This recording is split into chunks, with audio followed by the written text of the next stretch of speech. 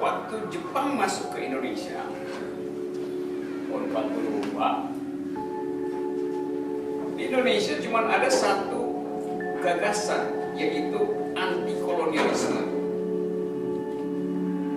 Anti kolonialisme oleh baik kaum sosialis, baik kaum komunis, baik kaum nasionalis, semua ada di dalam kondisi itu. Jadi diskursusnya cuma itu. Kalau dibilang ya nawacitanya cuma itu kira-kira. Yang dibicarain cuma revolusi mental dalam pengertian anti kolonialisme. Waktu Jepang masuk, Jepang mengedarkan satu konsep yang orang kaget. Itu persaudaraan Asia.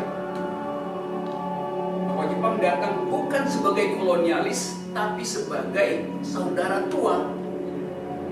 Jadi Anda bayangkan diskursusnya pindah dari orang yang lagi disiksa oleh kolonialis Belanda. Sekarang tiba-tiba ada diskursus baru, yaitu kami datang untuk memerdekakan Anda. Maka Jepang mulai dengan bikin panitia persiapan kemerdekaan. Orang merasa Jepang baik banget, menganggap diri saudara tua, bahkan mulai mempersiapkan kemerdekaan.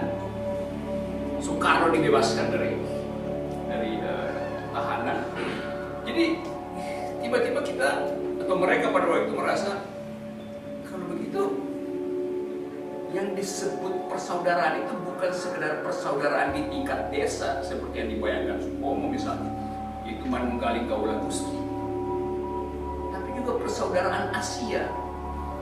Jadi seolah ketemu antara ide Supomo tentang keharmonisan masyarakat desa dan tawaran Jepang untuk membentuk satu persaudaraan Asia di bawah kepemimpinan Jepang.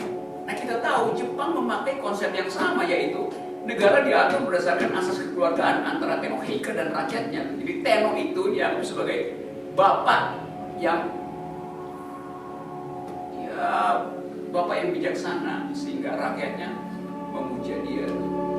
Lalu dicari paralelisasi bahwa Jepang justru punya pikiran yang cocok dengan apa yang disebut alam batinnya orang Indonesia, yaitu kekeluargaan. Maka klik di situ. Kita sebagai analis kita bisa anggap bahwa ada kesamaan ide antara Supomo dan pemerintah Jepang. Itu satu soal. Pada waktu Jepang datang. Tapi kita juga bisa bikin analisis diakronis dalam analisis sejarah.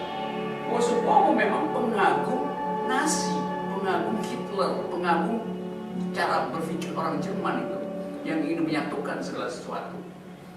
Walaupun pada waktu itu Nazi sudah melemah, tapi sebelumnya Supomo selalu mengungkapkan ideal dari Indonesia adalah seperti Jerman, yang punya ide, punya gagasan besar tentang negara, dan membutuhkan seorang pemimpin yang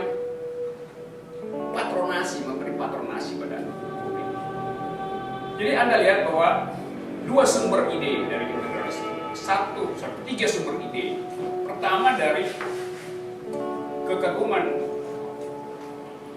Supomo terhadap sistem pemerintahan Tenno Heike, dan Supomo saya kira 2 kali diundang ke istana Tenno Heike di Jepang untuk menyaksikan sistem pemerintahan kekeluargaan Jepang. Jadi sumber pertama adalah kekaguman pada Tenno Heike.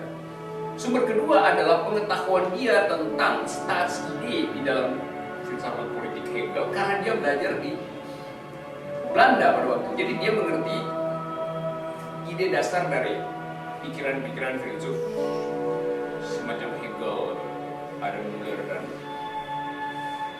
Spinoza. Yang ketiga, dia menulis disertasi tentang hukum adat, dan itu dia survei kehidupan hukum di banyak masyarakat adat Indonesia. Maka dia dapat semacam ide bahwa Indonesia harus disusun berdasarkan suasana kebatinan masyarakat adat, yaitu tidak ada jarak antara pemimpin dan Jadi ada 3 sumber. Satu dari Eropa tentang statisme, kedua dari Jepang tentang ide kekeluargaan versi logika, ketiga konsep terutama di Jawa tentang manunggaling kaulagus. Jadi 3 unsur ini kemudian kira-kira dia ramu dan dia sebut this is a new kind of integralistic state. Jadi konsep integralistik kira-kira dari 3 soal itu. Saya harus memberi tafsir begini karena nggak ada orang kasih tafsir tentang itu. Orang cuma bilang ya itu karena waktu Undang-Undang Dasar 45 disusun, BPUPKI itu ada di bawah todongan Jepang.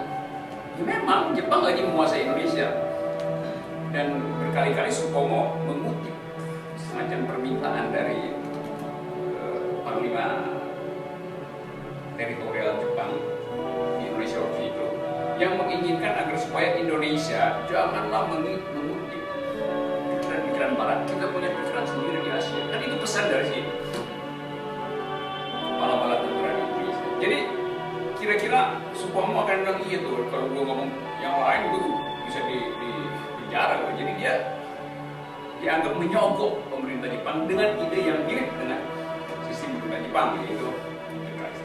Tapi kita tahu sebelum itu juga sebetulnya Supomo sudah akrab dengan pikiran-pikiran totaliter di Jerman, yaitu terutama dari filsafat statisme dari Hegel. Jadi itu sampai sekarang bikin kontroversi. Kita mau baca bagaimana soalnya. Nah kontroversi itu terbawa sampai Orde Baru mengadopsi jalan pikiran Supomo dalam bentuk negara kekeluargaan.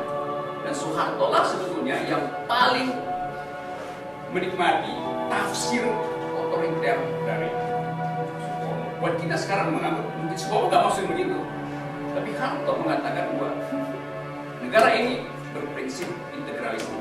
Dan itu yang kemudian jadi debat di tahun 80 tentang peta itu. Nah, kalau kita bayangin misalnya di mana sumbernya negara ini integralistik, yang berdaulat adalah negara.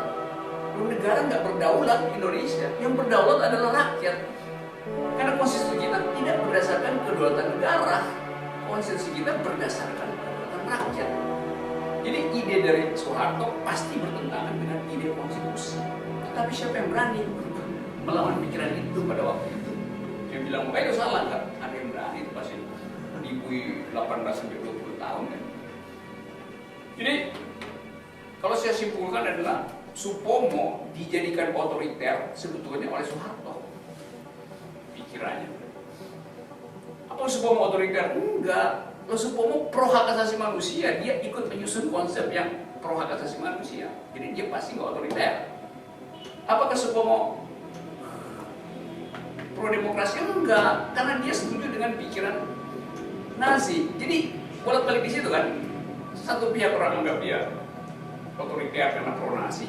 Satu pihak orang anggap, loh dia justru bikin undang-undang yang pro hak asasi manusia, seluruh pasal dari Charter PBB tentang HAM dimasukkan di dalam undang-undang dasar kita. Jadi ada di situ, kita ada di situ sampai sekarang tentang apa sebetulnya problem negara ini.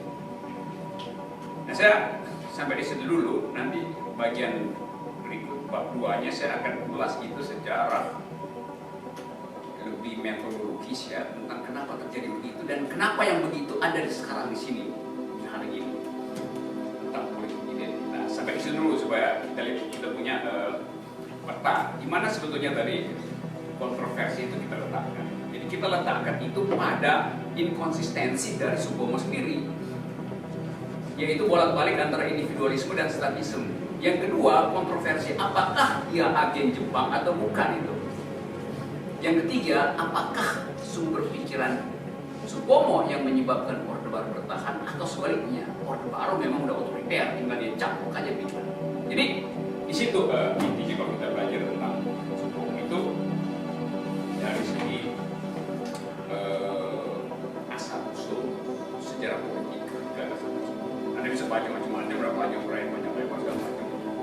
Bahkan 2 tahun lalu saya memberi prasyarat memberi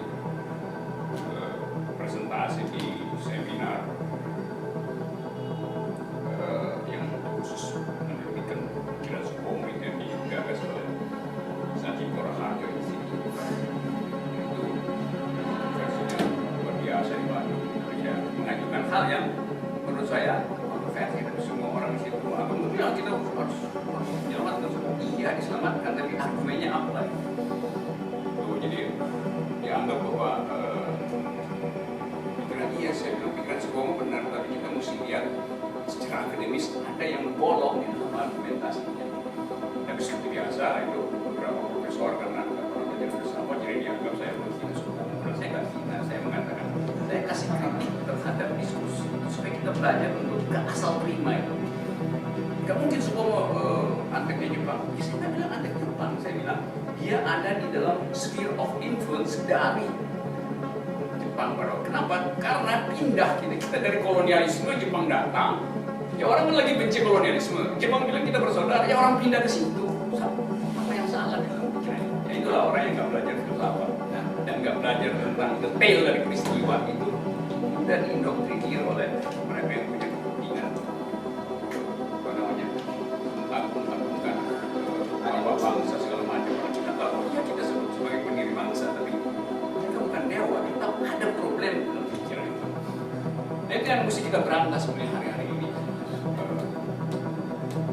Karena dia sampai sekarang saya perhatiin cara berpikir itu masuk sampai sekarang. Sehingga soal Ahok, Habib Rizik itu hanya orang bertempur kembali untuk berebut akhirat, berebut argumen.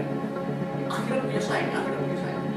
Nah ini kaum liberal pun begitu menganggap tafsir Nabi yang benar.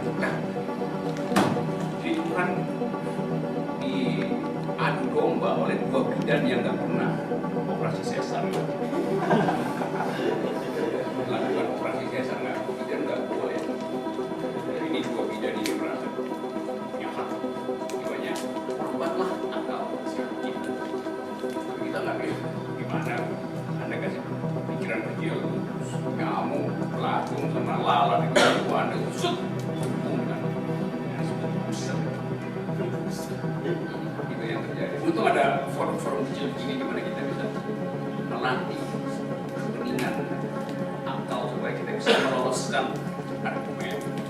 Oke, saya kira itu bagian pertama supaya jangan ada soal yang berdiskusi di bagian itu.